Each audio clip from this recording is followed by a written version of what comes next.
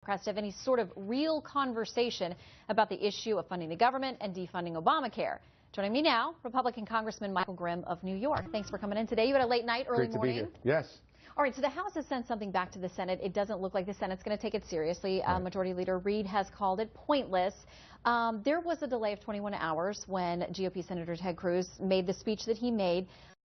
He admits it procedurally couldn't change things, but he says it's changed the conversation and it's awakened the American people to what's really going on here. It gives you less time to deal with it in the House, though, if this ping-pongs back to you. That's correct. You know, there's several different issues here, and none of it is easy. But being in the majority in the House, we have the profound responsibility to actually govern. And governing is very difficult to do under normal circumstances, especially now with the polarized Congress that we have and really a polarized United States. So the Democrats are in a much stronger position because they can just sit back. They don't have to govern. They can play 100% politics. Now, what do I mean by that? Well, governing is taking care of the people's business, funding the government, moving forward. But the politics of it also has ramifications. And one of the problems is, how do we deal with the very far-right faction within our own conference as Republicans? Because if you look, it's already stopped us from picking up 5 Senate seats over the last 2 cycles. And the reality is, if we really want to have the leverage to defund, delay, deal with Obamacare, because we do think it's bad policy, well, then we need to pick up those Senate seats.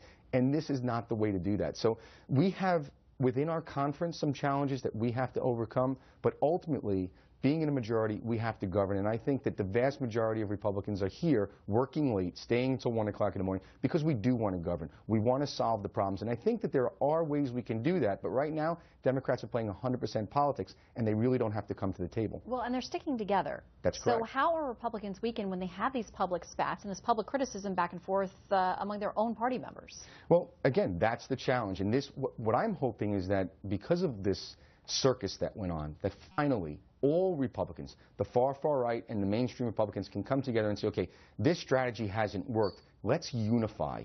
And let's do things like make offers to the Senate that would make them look completely unreasonable. We know they have a problem with sequester. We know they want to raise the debt ceiling.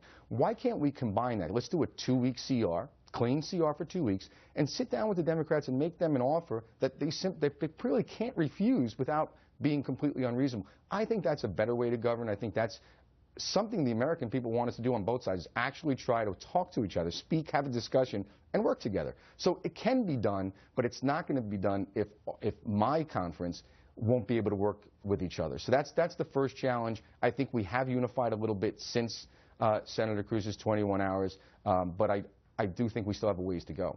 How concerned are you about the GOP taking the blame for a government shutdown if it happens? Well, there's no question, I think, that we know how this plays out.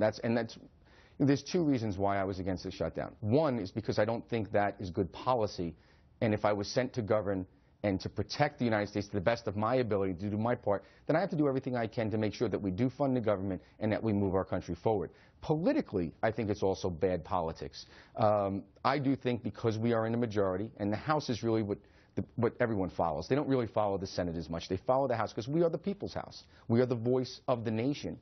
And for that reason, I think that, I think this is bad politically. But again, I think it's more important for the ramifications.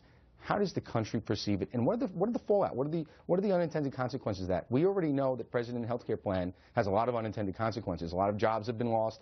Underemployment is skyrocketing. There's a multitude of issues.